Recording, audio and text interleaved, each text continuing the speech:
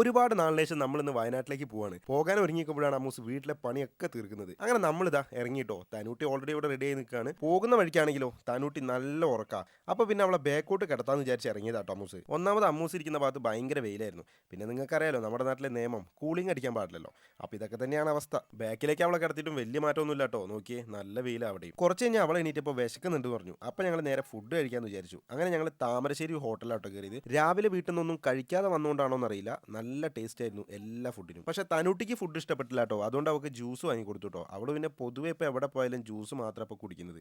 അങ്ങനെ ഞങ്ങൾ ഓരോ ജ്യൂസൊക്കെ വാങ്ങി കുടിച്ച് നേരെ അവിടെ നിന്ന് ചുരം കയറിയിട്ടോ. ചുരത്തിലെത്തിയപ്പോഴാണ് നമ്മൾ അറിയുന്നത് രാവിലെ മുതൽ ചുരത്തിൽ കംപ്ലീറ്റ് ബ്ലോക്ക് ആണെന്നുള്ളത്. ഏകദേശം 2-3 മണിക്കൂർ പോസ്റ്റായി. അങ്ങനെ ആ ബ്ലോക്കിൻ്റെ ഇടയ്ക്കാണ് ഞാനിങ്ങനെ നോക്കിയപ്പോൾ നമ്മുടെ കുറച്ച് സബ്സ്ക്രൈബേഴ്സ് കുട്ടികൾ ഇങ്ങനെ ടാറ്റ എഴുതുന്നുണ്ടത്. ഞാൻ ആദ്യം കണ്ടില്ലായിരുന്നു. തനൂട്ടിയാട്ടോ എനിക്ക് കാണിച്ചു തന്നത്. അങ്ങനെ കുറച്ച് കഴിഞ്ഞപ്പോൾ വണ്ടികളൊക്കെ പതുക്കെ അനങ്ങി തുടങ്ങിയിട്ടോ. ബ്ലോക്ക് ആണെങ്കിലും ഇങ്ങനെ ഒരു കാഴ്ചയൊക്കെ കണ്ട് ചുരം കയറിയത് ഒരു വല്ലാത്ത ഫീൽ ആയിരുന്നു കേട്ടോ.